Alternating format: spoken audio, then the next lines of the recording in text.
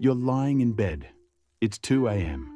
and your mind is doing that thing again, replaying a conversation from 3 days ago, analyzing every word you said, every micro expression on their face, constructing elaborate scenarios about what they really meant, what you should have said, what might happen tomorrow because of what happened yesterday. The rest of the world is asleep, but you're running a full courtroom trial in your head, and you're simultaneously the prosecutor, the defendant, the jury, and the judge. You know this feeling, don't you? That weight behind your eyes, that exhaustion that has nothing to do with physical tiredness and everything to do with the fact that your mind has been running a marathon while your body has been sitting still. You're not just thinking, you're overthinking. And there's a difference, a profound, devastating difference. Here's what most people don't understand about overthinkers. Your mind isn't your enemy. It was your protector. At some point in your life, probably early on, you learned that thinking ahead, analyzing every possibility, preparing for every potential threat, kept you safe. Maybe you grew up in an unpredictable environment where you had to read the room to survive. Maybe you learned that one wrong word could shift the entire emotional temperature of your household. Maybe you discovered that if you could just figure people out, predict their reactions, stay 3 steps ahead, you could avoid pain. So you became brilliant at it.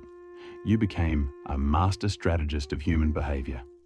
Your mind became a supercomputer, constantly processing, constantly calculating, constantly preparing.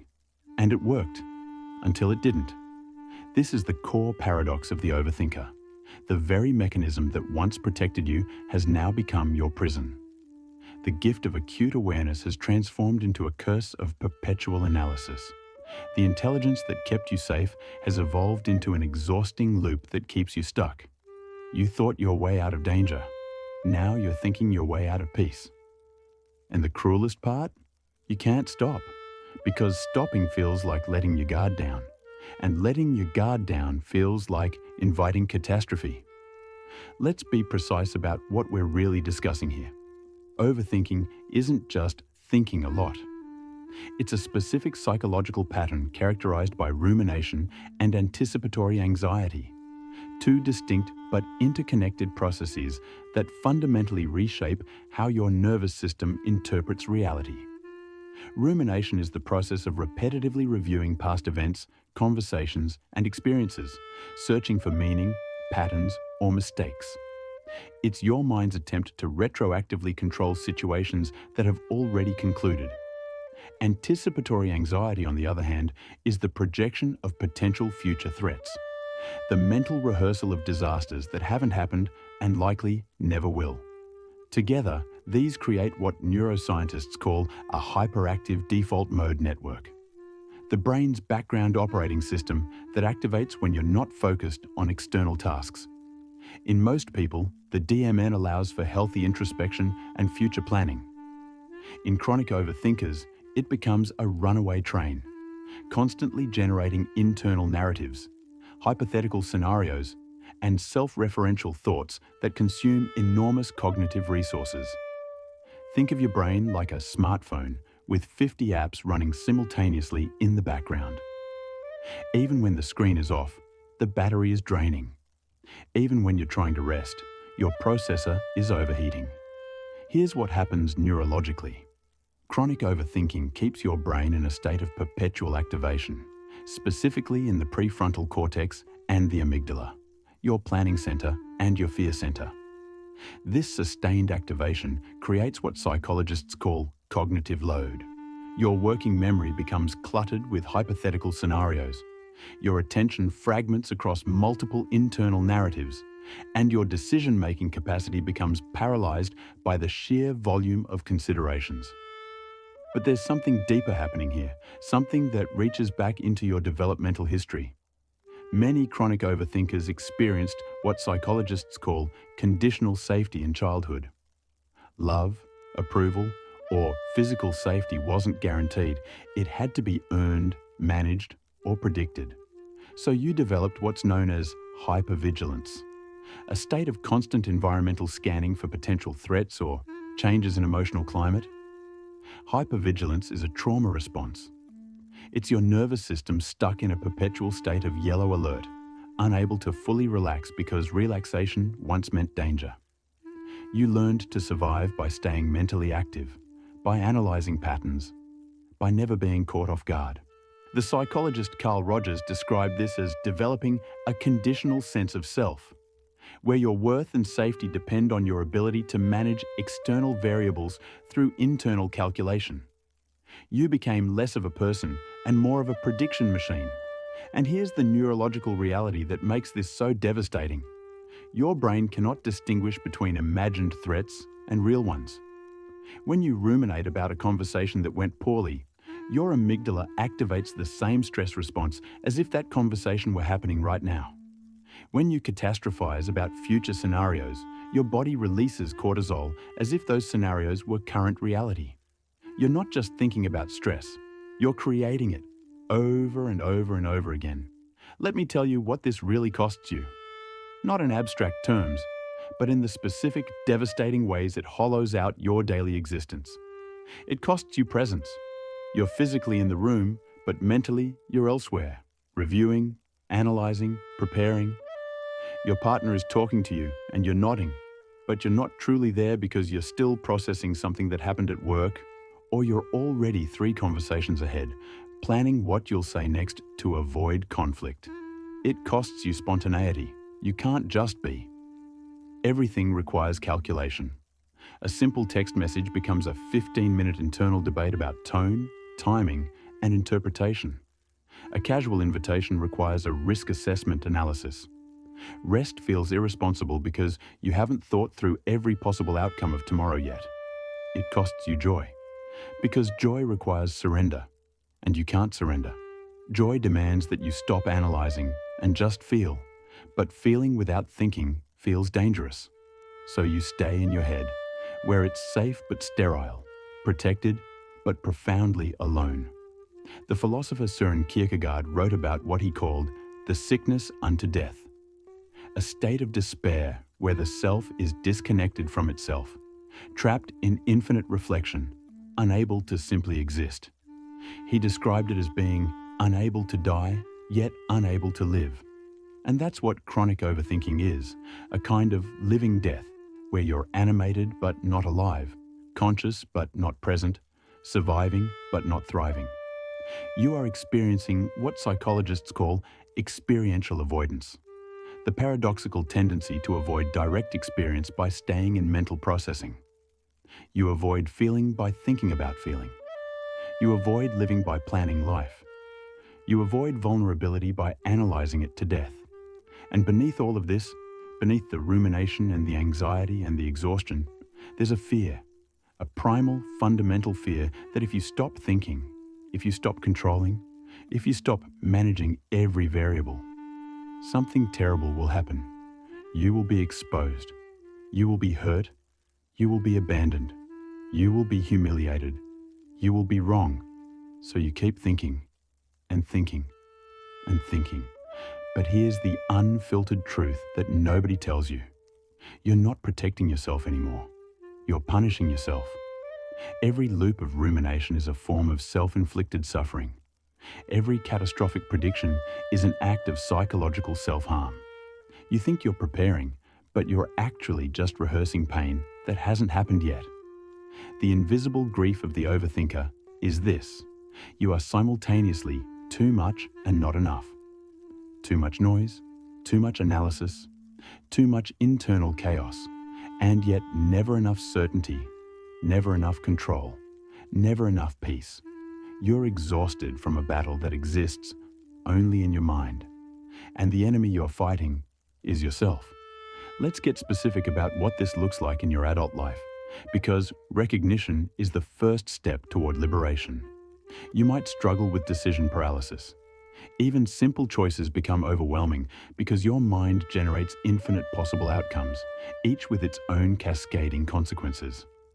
Choosing a restaurant becomes an analysis of everyone's preferences, dietary restrictions, budget implications, and potential for disappointment.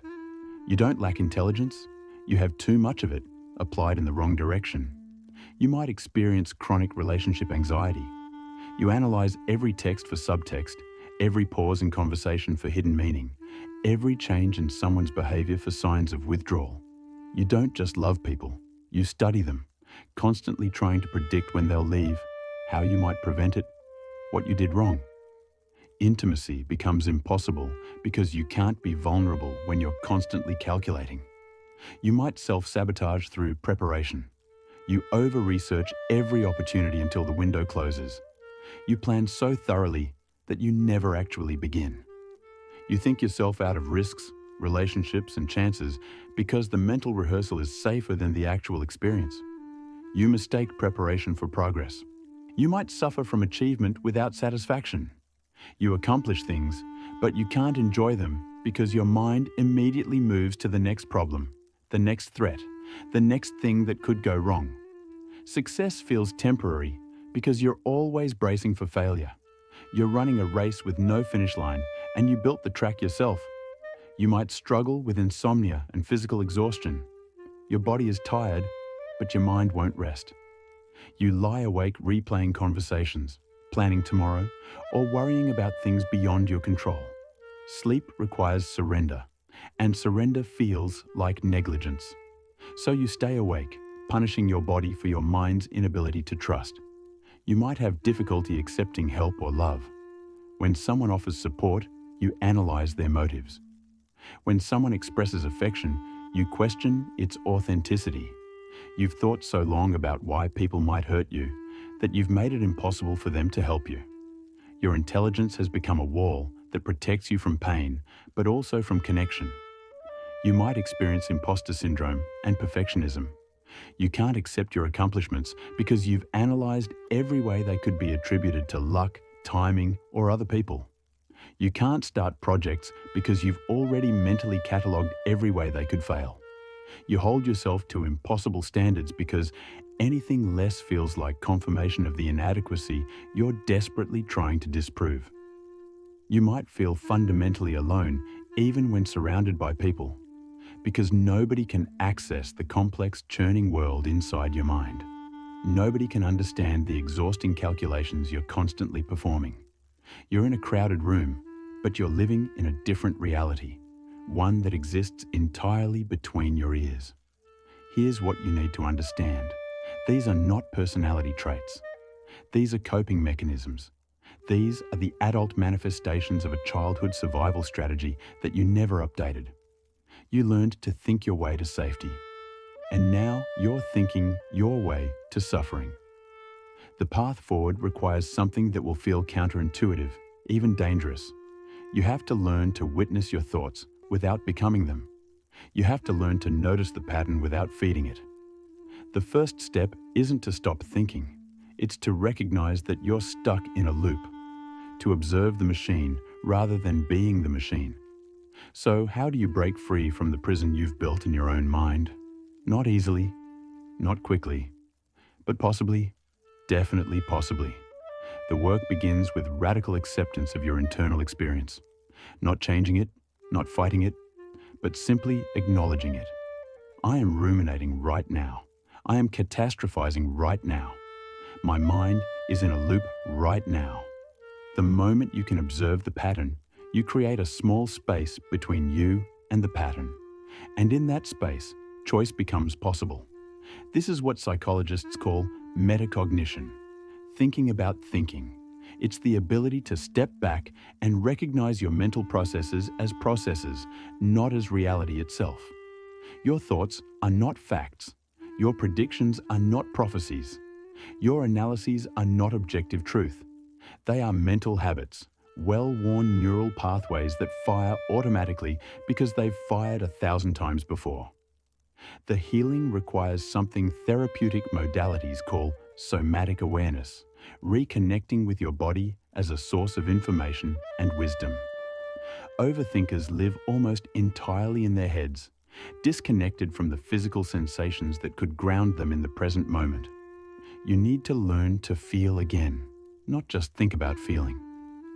This might mean practices that seem absurdly simple, placing your hand on your chest and feeling your heartbeat, noticing the texture of fabric against your skin, feeling your feet on the ground. These aren't just mindfulness cliches. They're neurological circuit breakers that interrupt the rumination loop by activating different brain regions. You'll need to engage in what's called cognitive diffusion, the practice of changing your relationship with your thoughts rather than changing the thoughts themselves. Instead of, "I'm going to fail," you practice saying, "I'm having the thought that I might fail." This subtle shift transforms thoughts from absolute truths into temporary mental events that you can observe without being controlled by them. The deeper work involves what trauma therapists call reparenting your nervous system. Your nervous system learned that constant vigilance equals safety. It needs to learn a new equation. Presence equals safety. Stillness equals safety. Not knowing equals safety. This requires repetition. You'll need to practice being present in moments of non-crisis and consciously noticing that you're okay. You'll need to make small decisions without analysis and observe that the world doesn't collapse. You'll need to sit with uncertainty and discover that you can tolerate it. This is exposure therapy for your control addiction. You slowly, gradually expose yourself to the experience of not managing every variable, and you survive. And then you do it again and again, until your nervous system updates its threat assessment model. You'll need to develop what psychologists call self-compassion, treating yourself with the same kindness you'd offer a friend. When you catch yourself in a rumination loop, instead of judging yourself for it, you practice saying, "This is hard. I'm doing the best I can. My mind is trying to protect me, even though I don't need this protection right now." The Swiss psychologist Carl Jung said, "Until you make the unconscious conscious, it will direct your life and you will call it fate." Your overthinking isn't fate. It's an unconscious pattern, and patterns, once recognized, can be interrupted. Not eliminated, interrupted. The goal isn't to never think deeply again. The goal is to think when it's useful and rest when it's not. You need to practice what trauma therapist Bessel van der Kolk calls befriending your body, learning to trust the physical sensations of safety rather than the mental calculations of control. Your body knows how to rest. Your mind has just been overriding it for so long that you've forgotten. Here's the philosophical truth at the center of all of this, the truth that makes the suffering worth confronting. Wholeness is not the absence of complexity, it's the integration of it. You don't heal from overthinking by becoming a simpler person. You heal by becoming more spacious, more tolerant of uncertainty, more willing to exist without constant explanation or justification. You heal by learning that you can hold complexity without being consumed by it. The Japanese have a concept called ma, the space between things, the pause, the emptiness that gives shape to form. You've filled every space in your mind with thought, leaving no ma, no breathing room, no silence. Healing is learning to value the space as much as the content. You are not broken for thinking deeply. You are not damaged for being analytical. You are not weak for being sensitive to patterns and nuances that others miss. But you are suffering, and that suffering is optional. The intelligence that has been your prison can become your liberation. Not by thinking less, but by thinking about your thinking, by becoming aware of the patterns, by choosing when to engage and when to rest. You've spent your whole life trying to think your way to safety. Maybe it's time to feel your way to peace. This is your invitation, not to be fixed, but to become whole. Not to stop thinking, but to stop being terrorized by your own mind. Not to eliminate your gift, but to free it from its compulsion. You are allowed to rest. You are allowed to not know. You are allowed to be uncertain. You are allowed to exist without justification. And maybe, just maybe, that's the thought worth overthinking. If this resonated with you, if you saw yourself in these words, share this with someone who needs to hear it. Subscribe if you want more unfiltered psychological truth. And remember, your mind is not your enemy. It's just trying to protect a version of you that doesn't need protecting anymore. You're allowed to let your guard down now. You're safe.